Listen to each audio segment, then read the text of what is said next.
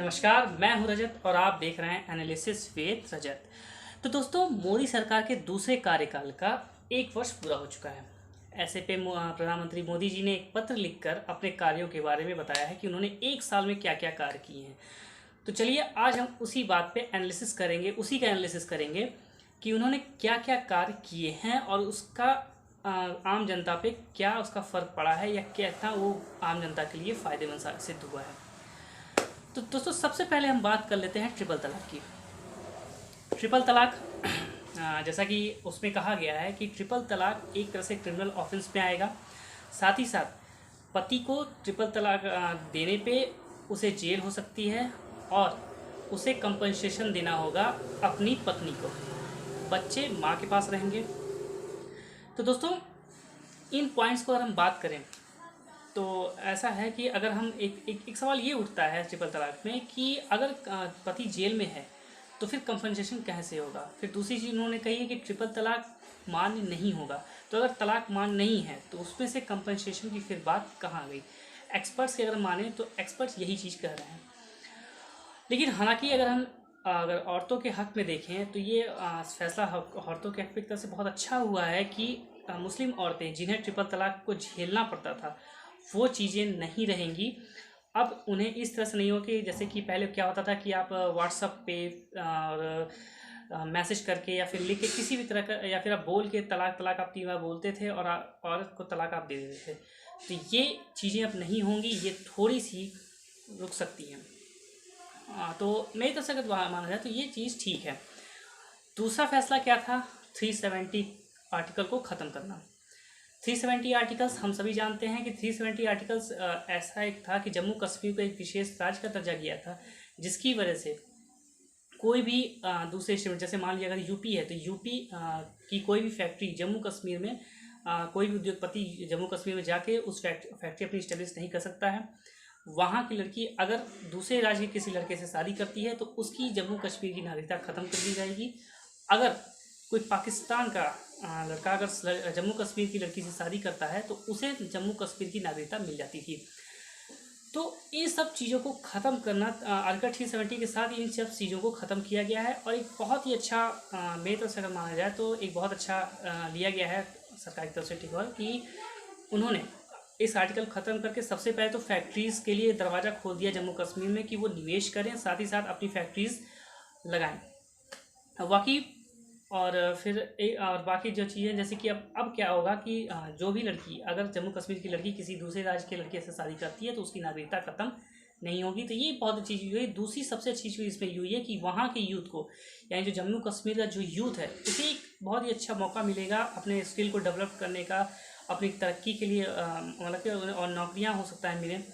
तो क्योंकि अगर वहाँ फैक्ट्रीज़ लगेंगी तो जाहिर सी बात है कि वहाँ लोकल लोगों को नौकरी मिलने की बात हो सकती है। हालांकि ये चीज़ें बिल्कुल सही है। थोड़ी दिक्कत हुई है आम आदमी को, जैसे कि कम्युनिकेशन बंद हो जाना। तो इस तरह से प्रॉब्लम ये हुई कि जो वहाँ पर बैठे हैं जो और उनके जो फैमिली मेम्बर्स जो बाहर हैं, विदेशों में हैं या फिर देश के दूसरे राज्यों में पढ़ाई कर रहे हैं या नौकरी कर रहे हैं, उनके लिए प्रॉब्लम हुई है कि उनका बात ही हुई है। हालांकि लेकिन फिर भी अगर एक तरह से देखा जाए तो आर्टिकल 370 सही था, उनका फैसला एक तरह से सही था। तो ये 2 फैसले थे अच्छे, बहुत बढ़िया थे मोदी सरकार के। लेकिन अगर हम तीसरे फैसले की बात करें वो है सीएए और एनआरसी। तो दोस्तों, हम सब जानते हैं कि सीएए का मतलब ये है कि जो भी माइनॉरिटीज़ हिंदू, सिख्स, जैनिज़, बुद्धिस्ट, ये सभी माइनॉरिटीज़ जो कि पाकिस्तान, अफ़गानिस्तान, बांग्लादेश से आएंगे, हिंदुस्तान आते हैं एज अ रिफ्यूज़ी, तो उन्हें इंडिया की सिटीजनशिप मिलेगी। तो ये तो ठीक है। लेकिन एनआरसी की जिस तरह से हम बात करें तो एनआरसी में चीज़ें जिस तरह से किया गया है उस तरह से एनआरसी का ये इफेक्ट पड़ा है दोस्तों कि जो भी गरीब लोग थे उनकी सारी कमाई एनआरसी के डॉक्यूमेंटेशन में चली गई। यानी अगर उनके पास प्रॉपर डॉक्यूमेंट नहीं था अपनी नागरिकता सिद्ध करने के लिए, तो उन्हें अपने डॉक्यूमेंट्स को बनवाने के लिए सारी कमाई लगानी पड़ी, जो एक बहुत ही बड़ा इफेक्ट हो सकता है। यानी अपनी नागरिकता सिद्ध करने के लिए उन्हें अपनी पूरी कमाई लगानी पड़ी। तो कहीं ना कहीं ये एनआरसी का एक नेगेटिव पॉइंट मैं मानता हूँ। और साथ ही साथ ये भी पता चला है कि बांग्लादेश ने अपने जो भी उनके रिफ्यूजीज़ थे जो बांग्लादेश से आए हुए थे इंडिया में, उन्हें बांग्लादेश ने उन्हें अपना मानने से इनकार कर दिया था। तो कहीं ना कहीं एक प्रॉब्लम उनके लिए भी खड़ी हुई कि वो अपने देश, ना तो अपने देश वापस जा पा रहे हैं और ना ही वो यहाँ पर रह पा रहे हैं। ठीक है, तो और एनआरसी पे एक चीज़ और लगती है कि सरकार कहीं ना कहीं फेल है एनआरसी को सिद्ध करने में। यानी वो पूरी तरह से एक तरह से फेल हो गई कि वो एनआरसी के बारे में लोगों को समझाए और लोगों को बता पाए कि वाकई में एनआरसी का फ़ायदा है, कितना फ़ायदा लोगों को होगा या फिर कितना नहीं होगा।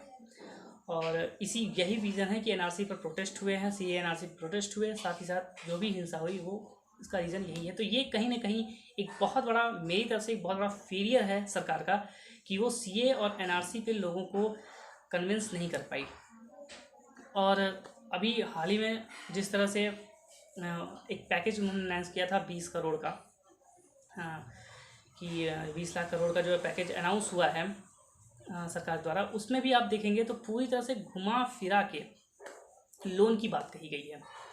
मतलब जो भी होगा वो आपको लोन दिया जाएगा, ना कि वो पैसे आपके डायरेक्ट आपके जेब में आने वाले हैं। वो सिर्फ आपको एक तरह से लोन में मिलेंगे, बाद में वो पैसे आपको लौटाने ही होंगे। तो ये कुछ खास पॉइंट्स थे सरकार के इस एक साल में। तो दोस्तों, जहाँ तक अगर मेरा मानना है, अगर मैं देखूँ तो जब मैंने इसका एनालिसिस किया, जब मैंने इस चीज़ को पूरा पढ़ा, तो मुझे एक चीज़ समझ में आई कि अगर हम बात करें ट्रिपल तलाक की, तो ट्रिपल तलाक में एक खास करके औरतों के लिए बात कही गई है, खास करके औरतों को फ़ायदा पहुँचाने वाली बिल गई है, जो कि सही है, ठीक है, इसमें कुछ गलत नहीं है। 370 की अगर हम बात करें तो एक तरह से खास राज्य यानी जम्मू कश्मीर के लिए ही बात हुई है। और सी एनआरसी हम सब जानते हैं कि उसका कुछ खासा फ़ायदा नहीं दिख रहा है, बल्कि उससे नुकसान ही दिखा है हमको। तो मैं उस चीज़ को सपोर्ट नहीं करता हूँ।